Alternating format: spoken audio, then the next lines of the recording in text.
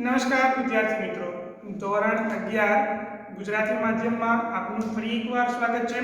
મિત્રો, આપણે છેલ્લે ગાણિતિક તર્ક જોતા હતા, જેમાં ગાણિતિક તર્કની અંદર આપણે કારકની વાત કરી હતી કે જેમાં કારકમાં આપણે મુખ્યત્વે બે વાક્યોને જોડીને એક સંયોજન વિધાન બનાવતા હતા, કોઈ કારક વડે જોડીને. તો કારક આપણે અને અથવા આ બે કારક આપણે લીધા હતા. એના સિવાય કારકની વાત કરી હતી આપણે વૈશ્વિક કારકની અને અસ્તિત્વ કારકની. વૈશ્વિક કારકનું નિષેધ કેવી રીતે ગોતાય? તો કે અસ્તિત્વનું પછી જે વિધાન હોય એનું નિષેધ લઈ લેવાનું, અને જો અસ્તિત્વ આપેલું હોય અને એનું જો મારે નિષેધ વિધાન લેવું હોય તો પ્રત્યેક એટલે કે વૈશ્વિક બતાવીને પછી એ વિધાનનું નિષેધ કરવાનું. તો આ બેઝિક જે કહેવાય એ બેઝિક ઇન્ફોર્મેશન આપણે જોઈ હતી. આખું જો કે ચેપ્ટર જ બેઝિક છે એટલે આપણે આવી રીતે બેઝિકમાં જ ભણીશું. બરાબર છે? ચલો, તો આજનો આપણો ટોપિક છે પ્રેરણ કોને કહેવાય. પ્રેરણ, દ્વિપ્રેરણ, પ્રતિવિધાન અને સમાનાર્થી પ્રેરણ. મિત્રો, પ્રેરણ એટલે કે ગણિતમાં જનરલી જે પ્રમેયો છે, જે થિયરમ્સ જે છે, એ થિયરમ્સનું વિધાન જે છે એ વિધાન ઘણીવાર પ્રતિ પણ હોય છે, પ્રેરણ પણ હોય છે અને ઘણીવાર દ્વિપ્રેરણ પણ હોય છે. હવે પ્રેરણ કોને કહેવાય અને પ્રતીક કોને કહેવાય અને દ્વિપ્રેરણ કોને કહેવાય, તો એની ચર્ચા એક જ ઉદાહરણમાં તમને એક્સપ્લેન કરી દઉં. જો તો કે 10મા ધોરણમાં તમે ભણ્યા હતા પાયથાગોરસનો પ્રમેય. શું હતો? તો કે કાટકોણ ત્રિકોણ હોય તો, પહેલા આપણે એક્સેપ્ટ કરી લીધું કે કાટકોણ ત્રિકોણ હોય અને જો કાટકોણ ત્રિકોણ હોય તો તેની બે બાજુના વર્ગોનો સરવાળો કર્ણના વર્ગ જેટલો થાય. બરાબર છે? જ્યારે પ્રતિવિધાન આપણે એ પણ 10મા ધોરણમાં ભણી ચૂક્યા છીએ કે પાયથાગોરસનું પ્રતિવિધાન શું હતું. પ્રતિવિધાન તો પ્રતિપ્રમેય આપણે કહેતા હતા એને, તો એ કંઈક ઉલટું હતું. શું ઉલટું હતું? તો કે જો કોઈ પણ ત્રિકોણ, નક્કી નથી, કોઈ પણ ત્રિકોણ એની બે બાજુના વર્ગોનો સરવાળો ત્રીજી બાજુ જેટલો હોય તો તે ત્રિકોણ કાટકોણ ત્રિકોણ છે.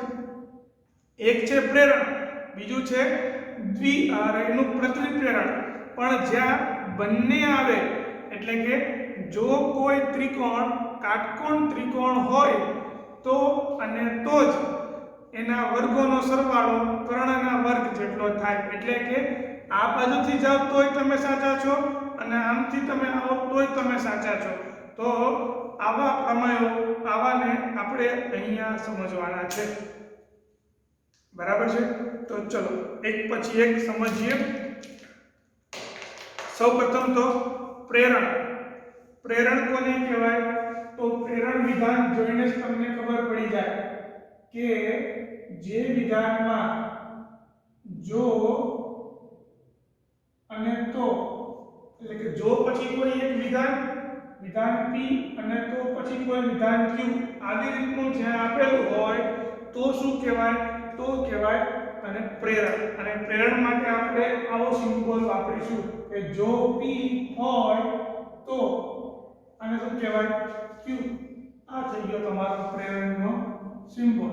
આનું સત્યાર્થતા ટેબલ છે એ ટેબલ આપણે સમજીએ, પણ એ પહેલા આપણે વાત કરી લઈએ પ્રતીક વિધાનની.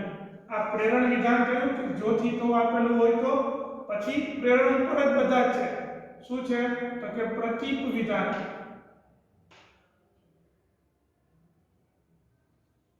પ્રતીક વિધાન. પ્રતીક વિધાન કોને કહેવાય?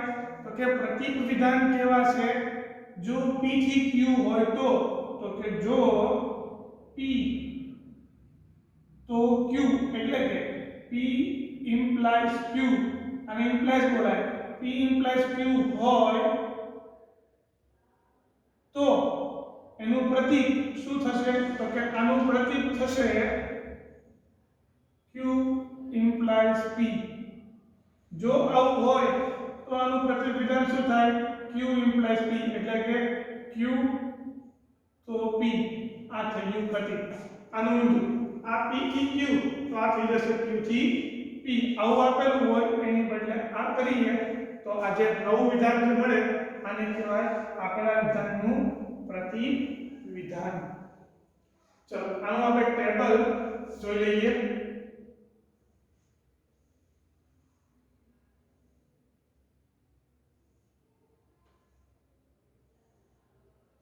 p q जो p तो q t t f f t f t f. હવે આના માટે તમે એક વસ્તુ સમજો કે જો સાહેબે પ્રશ્ન સાચો પૂછ્યો છે પેપરમાં, તમે જવાબ સાચો લખ્યો છે તો તમારા માર્ક પણ સાચા. જો સાહેબે પ્રશ્ન સાચો પૂછ્યો છે, તમે એ પ્રશ્નનો જવાબ ખોટો આપો છો. સાહેબે પ્રશ્ન પૂછ્યો સાચો પણ તમે એનો જવાબ ખોટો આપો છો તો આ તમે ખોટા. પણ જો સાહેબે પ્રશ્ન પૂછવામાં ભૂલ કરી છે તો આપણને બોનસ મળી ગયો. બરાબર છે? એટલે કે આગળ ગમે તે હોય, જો આગળ t હોય અને પછી જો વિધાન ખોટું પડે તો પરિણામી વિધાન શું થાય? ખોટું જ કહેવાય. બરાબર છે? આ હું તમને એક્ઝામ્પલમાં વધારે ડિટેલમાં સમજાવીશ કે જો આ વિધાન તો આ વિધાન, એમાં જો પહેલું વિધાન સાચું હોય અને બીજું વિધાન જો ખોટું હોય તો પરિણામી વિધાન ખોટું કહેવાય. બરાબર છે? તો આ થઈ ગયું તમારું પ્રેરણ. પછી આ પ્રેરણનું સમાનાર્થી પ્રેરણ પણ ઘણીવાર પૂછાય છે અને બહુ અગત્યનો ટોપિક છે. સમાનાર્થી પ્રેરણ કોને કહેવાય? તો કે આના જેવું પ્રેરણ. એ શું? તો કે નિષેધ q થી નિષેધ p, તો આને કહેવાય સમાનાર્થી પ્રેરણ. આ સમાનાર્થી પ્રેરણ. પછી આ એનું પ્રતીક.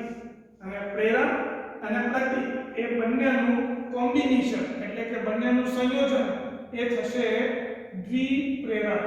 દ્વિપ્રેરણ એટલે કે જો આ હોય તો અને તો જ ઓલું હોય. એટલે કે આ પણ અને આ પણ એ બંનેનું પ્રતીક અને વિધાન પોતે એ બંનેનું સંયોજન એ આપણે થશે આપણા માટે દ્વિપ્રેરણ. અને દ્વિપ્રેરણને આપણે આવી રીતે ડબલ ઇમ્પ્લાઇઝ માં દર્શાવીશું p અને q.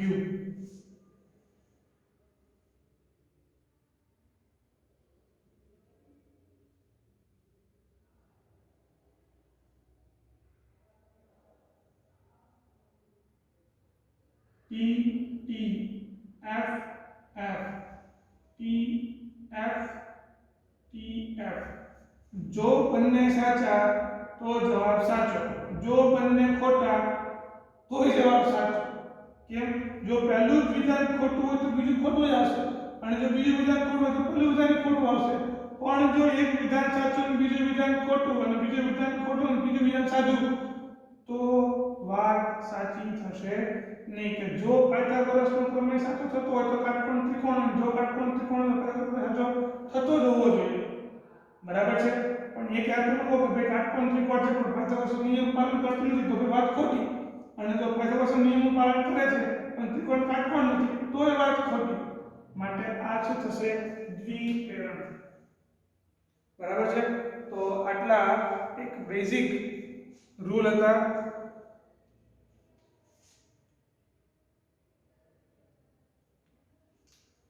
ચાલો હા, બીજું દ્વિપ્રેરણમાં વાક્ય રચના આવી હોય જો p તો અને તો જ q. કે જો p હોય તો અને તો જ q હોય. ચાલો એક પછી એક એક્ઝામ્પલ જોતા જઈએ. તો કે નીચેના વિધાનોને 5 જુદી જુદી રીતે લખવાનું છે. જેમાંનું પહેલું વિધાન તમને આપેલું છે, એક જ વિધાન આપ્યું છે કે જો કોઈ પ્રાકૃતિક સંખ્યા અયુગ્મ હોય તો તેનો વર્ગ અયુગ્મ હોય. તો પહેલી વસ્તુ છે કે બે વિધાન છૂટા પાડી દઈએ. તો પહેલું વિધાન શું થવાનું?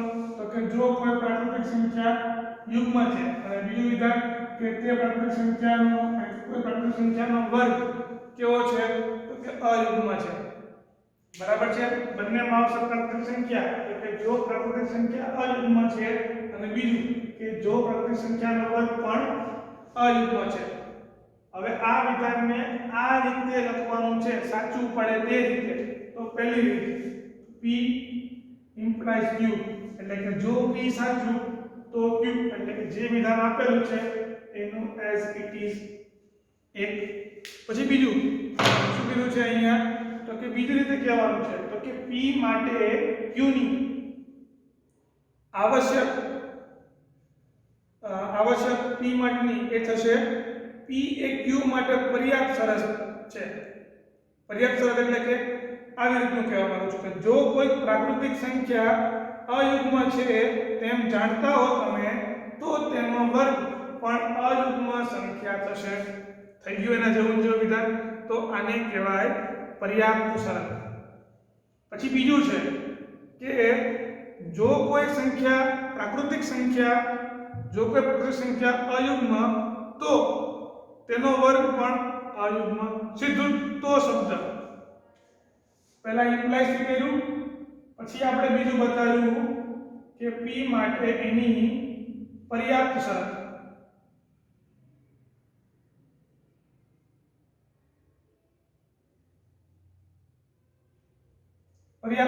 q અને પછી બતાવ્યું p તો q હવે બતાવીએ છીએ કે q ની આવશ્યક શરત p છે એટલે શું બતાવીએ આપણે તો કે આપણે ઊંધું બતાવીએ કેવી રીતે તો કે જો કોઈ સંખ્યાનો વર્ગ અયુગ્મ હોય તો તે સંખ્યા પણ અયુગ્મ થશે છે વસ્તુ એવી પણ કેવી રીતે બતાવી તો કે q આવશ્યક છે અને એના ઉપરથી આપણે જે આપેલું છે એ બતાવ્યું તો આ અલગ અલગ રીતે તમે આવી રીતે આ બધા વિધાનોને એક્સપ્લેન કરી શકો તમે આમ પણ બતાવી શકો સમાનાર્થી પરિબળથી પણ આનું આ 1 2 3 4 રીત થઈ પાંચમી રીત આ બતાવી દો કે જો કોઈ સંખ્યાનો વર્ગ અયુગ્મ સંખ્યા નથી તો તે પ્રાકૃતિક સંખ્યા અયુગ્મ સંખ્યા નથી તમે આવી રીતે પણ એને બતાવી શકો ત્યાર પછીનું છે એક્ઝામ્પલ નંબર 2 તો કે નીચેના વિધાનોના સમાનાર્થી પ્રેરણ લખો અને પ્રતીક પણ લખો એટલે કે મારે હવે દરેક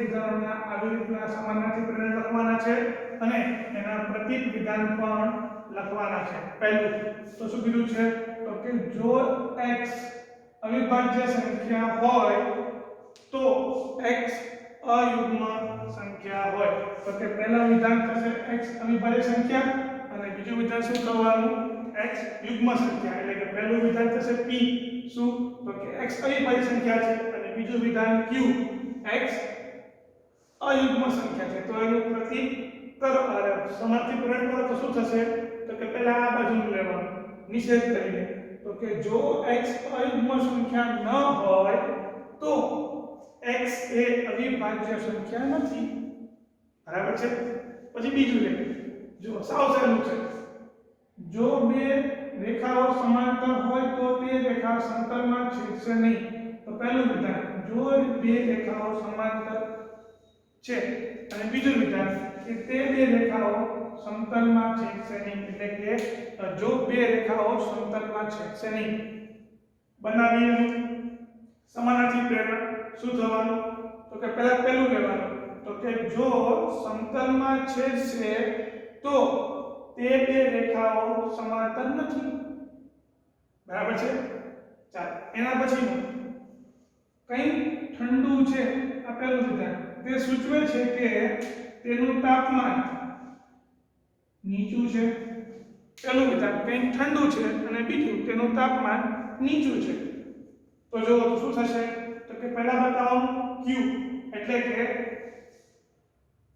કંઈ વસ્તુનું તાપમાન નીચું નથી તો કંઈક વસ્તુ ઠંડી નથી બરાબર છે આ થઈ ગયું પ્રતીક વિધાન ચાલો સમાનાર્થી પ્રેરણ પ્રતિવાર બધા આ વસ્તુ છેલ્લે એના પછી એના પછી છે નંબર 4 તો કે જો તમે ભૂમિતિ સમજી શકો નહીં તો તમે તાર્કિક સાબિતી આપવાનું જાણતા ન હો. એનું ઊંધું શું થવાનું? સમાનાર્થીકરણ શું થવાનું? સમાનાર્થીકરણ એવું થશે કે જો તમે તાર્કિક સાબિતી આપવાનું જાણતા હો તો તમે ભૂમિતિ સમજી શકો. એનું ઊંધું લઈ લેવાનું. વિશે કીધું છે ને એટલા માટે. એના પછી x એ અયુગ્મ સંખ્યા છે તે સૂચવે છે કે x એ 4 થી વિભાજ્ય છે. બે વિધાન આપી દઈએ. પહેલું વિધાન x અયુગ્મ સંખ્યા છે અને બીજું વિધાન કે x એ 4 થી વિભાજ્ય છે. જો તો શું થશે? તો કે પહેલા નિષેધ q બનાવો એટલે કે x એ 4 થી વિભાજ્ય સંખ્યા નથી તો x એ યુગ્મ સંખ્યા નથી. બરાબર? ત્યાર પછીનું જો કોઈ સંખ્યા 9 વડે વિભાજ્ય હોય તો તે 3 વડે વિભાજ્ય છે. તો પહેલું વિધાન જો કોઈ સંખ્યા 9 વડે વિભાજ્ય હોય છે અને બીજું જો તે સંખ્યા 3 વડે વિભાજ્ય હોય છે. તો આનો નિષેધ પહેલા કરીએ એટલે કે સમાનાર્થીકરણથી. તો પહેલા આવશે તે 3 વડે વિભાજ્ય નથી તો કોઈ સંખ્યા 9 વડે વિભાજ્ય નથી. એના પછી જો તમે ભારતમાં જન્મ્યા હો પહેલું વિધાન તો તમે ભારતના નાગરિક છો. તમે ભારતના નાગરિક છો. બીજું વિધાન તો પહેલા નિષેધ q એટલે કે તમે ભારતના નાગરિક નથી તો તમે ભારતમાં જન્મ્યા નથી. આ થઈ ગયું સમાનાર્થી પ્રેરક. ચલો હવે બધાના પ્રતીક જોઈએ. પ્રતીક કોને કહેવાય? તો કે જો q તો p. તમને શું આપેલું હોય? p ઇમ્પ્લાઇઝ q આપેલું હોય કે જો p તો q તો q હોય તો p એવું બતાવવાનું. એટલે કે તમને અહીંયા આપેલું છે કે જો x એ અવિભાજ્ય સંખ્યા હોય તો x અયુગ્મ સંખ્યા હોય એનું ઊંધું. x અયુગ્મ સંખ્યા હોય તો x એ અવિભાજ્ય સંખ્યા હોય. બીજું તમને શું આપેલું છે? જો બે રેખાઓ સમાંતર હોય તો તે સમતલમાં છેદશે નહીં એનું પ્રતીક. તો કે જો બે રેખાઓ સમતલમાં છેદશે નહીં તો તે બે રેખાઓ સમાંતર હોય. નંબર 3 કંઈક ઠંડુ છે તે સૂચવે છે કે તેનું તાપમાન નીચું છે. તો કે તે કંઈક વસ્તુનું તાપમાન નીચું છે તે એવું સૂચવે છે કે કંઈક ઠંડુ છે એનું પ્રતીક. એના જેવું નંબર 4 જો તમે ભૂમિતિ સમજી શકો નહીં તો તમે તાર્કિક સાબિતી આપવાનું જાણતા નથી. પ્રતીક જો તમે તાર્કિક સાબિતી આપવાનું જાણતા નથી તો તમે ભૂમિતિ સમજી શકતા નથી. એના પછીનો નંબર 5 x એ યુગ્મ સંખ્યા છે તે સૂચવે છે કે x એ 4 થી વિભાજ્ય છે. પ્રતીક કરીએ તો કે x એ 4 થી વિભાજ્ય છે તે સૂચવે છે કે x એ યુગ્મ સંખ્યા છે. ઉલટું કરવાનું. બરાબર છે? બાકીના બે તમને તમારા માટે એટલે કે યોરસેલ્ફ જાતે કરવા પ્રેક્ટિસ કરવા માટે આપું છું. એના પછી છે નંબર 3 તો કે નીચેના વિધાનોનું પ્રતીક વિધાન શોધો. જો અહીંયા જો n યુગ્મ સંખ્યા હોય તો n² યુગ્મ સંખ્યા છે એનું પ્રતીક શું થવાનું? તો કે જો n² યુગ્મ સંખ્યા હોય તો n યુગ્મ સંખ્યા છે. બસ તમને આવી રીતનું એક માર્કમાં પૂછે કે ભાઈ આપેલા વિધાનનું પ્રતીક લખો તો તમારે લખી નાખવાનું. તો કે જો n² યુગ્મ સંખ્યા હોય તો n યુગ્મ સંખ્યા છે.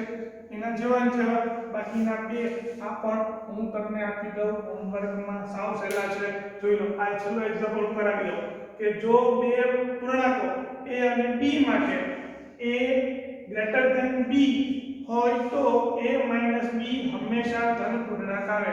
આનું પ્રતીક શું થાય? આનું પ્રતીક એમ થાય તો કે જો બે પૂર્ણાંકો a અને b માટે a - b એ ધન પૂર્ણાંક હોય તો a > b થાય. આ તો બંને વિધાન માટે કોમન છે. શરૂઆત ક્યાંથી થઈ? તો કે અહીંથી થઈ. જો આ હોય તો આવું હોય. તો આપણે પહેલા પછીનું વિધાન અને પછી જે લખી એમાં પહેલું વિધાન આવી રીતનું કરવાનું થશે. એના પછી છે કે નીચેના બે વિધાનોને તો અને તો જ વડે જોડો. જેમાંનું પહેલું વિધાન P, જો લંબચોરસ એ ચોરસ હોય તો તેની ચારેય બાજુઓ એકરૂપ હોય. બીજું વિધાન, જો લંબચોરસની ચારેય બાજુઓ એકરૂપ હોય તો તે લંબચોરસ ચોરસ છે. હવે આ બંનેને મારે જોડવા હોય એક જ વાક્યથી તો શું કરવાનું? તો તમારે માત્ર ને માત્ર આટલું લખવાનું કે જો લંબચોરસ એ ચોરસ હોય તો અને તો જ તેની ચારેય બાજુઓ એકરૂપ હોય. બરાબર છે? તો આ બંને વિધાન અલગ અલગ લખવાની જરૂર નહીં, બંને એક સાથે મર્જ થઈ ગયા. બીજું, જો કોઈ સંખ્યા 3 વડે વિભાજ્ય હોય તો તેના અંકોને 3 વડે વિભાજ્ય, તેના અંકોનો સરવાળો પણ 3 વડે વિભાજ્ય છે. અહીંયા જેવું ઉલટું, તો કે જો કોઈ સંખ્યાના અંકોનો સરવાળો 3 વડે વિભાજ્ય હોય તો તે સંખ્યાને 3 વડે વિભાજ્ય છે. બે વિધાન અલગ પડે છે. કયું? તો કે પહેલું વિધાન આ સંખ્યા 3 વડે વિભાજ્ય છે અને તેના અંકોનો સરવાળો 3 વડે વિભાજ્ય છે. તો બે વિધાન વચ્ચે જો, તો અને તો જ લખી નાખો એટલે આપણું આ વિધાન પણ કમ્પ્લીટ થઈ જાય. બરાબર છે? તો આટલા એક્ઝામ્પલો થયા. બાકીના એક્ઝામ્પલો છે એ આપણે આવી જ રીતે ટેક્સ્ટ બુકમાંથી જોઈને જ ઓરલી ડિસ્કસ કરી લઈએ. જો આપણે સ્વાધ્યાય 14.3 માં 14.4 આપણે જોતા હતા. 14.4 માં આપણે એક્ઝામ્પલ પહેલો બીજો એ જોઈ ચૂક્યા છીએ. અહીંયા બોર્ડ પર છે જ. એક્ઝામ્પલ નંબર 3 એમાં કીધું છે કે જો અને તો સ્વરૂપમાં લખો. જેમાંનું પહેલું છે કે તમે નોકરી મળી એ સૂચવે છે કે તમારા પ્રમાણપત્રો સારા છે. જો તમને નોકરી મળી તો તમારા પ્રમાણપત્રો સારા છે. બીજું, 1 મહિના માટે હૂંફવાળા રહે તો કેળાના ઝાડ ખીલે છે. જો કેળાના ઝાડ 1 મહિના માટે હૂંફવાળા રહે તો તે ખીલે છે. બરાબર? એના પછીનું કે ચતુષ્કોણના વિકર્ણો પરસ્પર દુભાગે તો તે સમાંતર બાજુ ચતુષ્કોણ છે. ખાલી આગળ જો મૂકી દો કે જો ચતુષ્કોણના વિકર્ણો પરસ્પર દુભાગે તો તે સમાંતર બાજુ ચતુષ્કોણના વિકર્ણો છે. ચાલો, ત્યાર પછી નંબર 4, જો વર્ગમાં A+ ગ્રેડ મેળવવા માટે તમારે પુસ્તકના બધા જ સ્વાધ્યાય કરવા જરૂરી છે. જો વર્ગમાં તમે A+ ગ્રેડ મેળવ્યો હોય તો તમે પુસ્તકના બધા જ સ્વાધ્યાયો કર્યા હોય. તો આ એનું વિધાન થયું. પહેલા જો, પછી કોઈક વિધાન, પછી તો અને એના પછી બીજું વિધાન ક્યુ. તો આવી રીતનું આખું એક સ્ટ્રક્ચર બનાવવાનું થાય. બહુ ઈઝી ક્વેશ્ચન છે. આ વખતે તમને જોઈને જ ખબર પડી જતી હશે.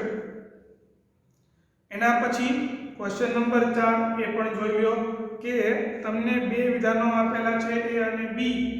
જે વિધાનો એકબીજાના સમાનાર્થી પ્રેરણ અને પ્રતીક હોય તે ઓળખો. જેમાંનું તમને આપેલું છે પહેલું, જો તમે દિલ્હીમાં રહેતા હો તો તમારી પાસે શિયાળુ કપડાં છે. આ પહેલું વિધાન આપેલું છે. જેની નીચે તમને બે વિધાન આપેલા છે કે જો તમારી પાસે શિયાળુ કપડાં ન હોય તો તમે દિલ્હીમાં રહેતા નથી. આ શું થયું? આ સમાનાર્થી પ્રેરણ થયું. કેમ? તો કે ઠંડીના કપડાં અને પછી દિલ્હી. બરાબર? અને બંને કેવા થયા? નહીં, નિષેધ. સમાનાર્થી પ્રેરણ. બરાબર છે? એમાં બીજું આપેલું છે કે જો તમારી પાસે શિયાળુ કપડાં હોય તો તમે દિલ્હીમાં રહો છો. ઊંધું થઈ ગયું, પ્રતીક. બરાબર? બીજું આપ્યું છે કે જો ચતુષ્કોણ સમાંતર બાજુ ચતુષ્કોણ હોય તો તેના વિકર્ણો પરસ્પર દુભાગે છે. એ એક્ઝામ્પલ તમને આપું છું હોમવર્કમાં, જાતે પ્રયત્ન કરજો. એની આગળના અમુક ઉદાહરણો આપણે જોઈ લઈએ. ઉદાહરણમાં આપણે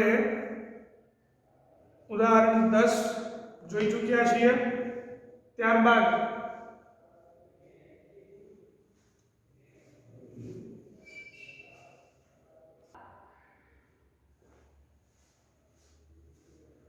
પછી મિત્રો ઉદાહરણ નંબર 11.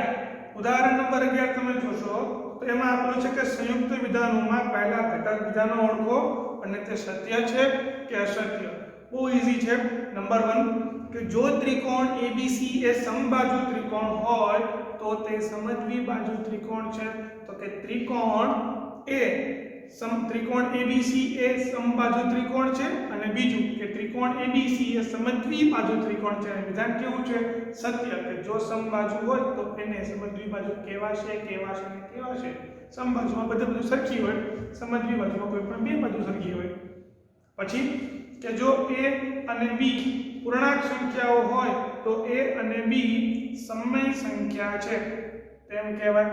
એટલે કે A અને B પૂર્ણાંક છે અને A ગુણ્યા B એ સમય સંખ્યા છે. આ બે વિધાન થયા અને આ બંને વિધાનનું સંયુક્ત વિધાન પણ સત્ય છે કે જો A અને B પૂર્ણાંક હોય તો એ બંનેનો ગુણાકાર સમય સંખ્યા હોય ને હોય. પૂર્ણાંક પણ હોઈ શકે પણ સમય સંખ્યા તો હોય ને હોય જ. ત્યાર પછીનું છે ઉદાહરણ નંબર 12. આપણે અહીંયા જોઈ લીધું. ત્યાર પછી ઉદાહરણ નંબર 13 કે નીચેનું વિધાન સત્ય છે કે નહીં તે ચકાસો. જો x y z માંથી હોય, z એટલે કે પૂર્ણાંક સંખ્યામાંથી હોય તથા x અને y અયુગ્મ હોય તો x ગુણ્યા y અયુગ્મ છે. એટલે કે આપણે x અને y શેમાંથી લેવાના છે? તો કે x અને y બંને લેવાના છે z માંથી. જો બંને z માંથી લેવાના છે અને શું કીધું છે કે બંને કેવા છે? અયુગ્મ. તો કે x અને y બંને લેવાના છે અયુગ્મમાંથી. અયુગ્મ એટલે કે અયુગ્મ બધા આવી ગયા. z ની અંદર બધા અયુગ્મ આવી જાય છે. બરાબર છે. એટલે કે પહેલું વિધાન કેવું છે? સત્ય છે. પહેલું વિધાન સત્ય છે. એના પછી હોય તો બંનેનો ગુણાકાર પણ કેવો છે? અયુગ્મ. એટલે કે x ગુણ્યા y પણ કેવું છે? અયુગ્મ. બરાબર. કોઈ પણ બે અયુગ્મ સંખ્યાનો ગુણાકાર અયુગ્મ જ થાય. જોઈજો કોઈ પણ ગુણાકાર લો 3 ગુણ્યા 5, 3 અને 5 બંને અયુગ્મ, બંનેનો ગુણાકાર 5 અને 15. બરાબર છે. તો 15 કેવી સંખ્યા છે?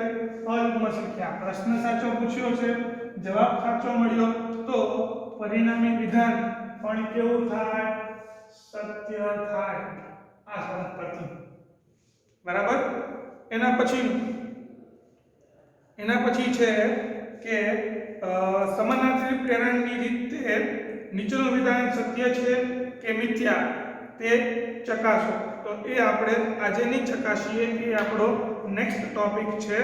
પરંતુ એ પહેલા થોડું સ્વાધ્યાય 14.4 એમાં છેલ્લો દાખલો, ઓકે, એ આપણે થઈ ગયો છે already. Sorry, this is by mistake.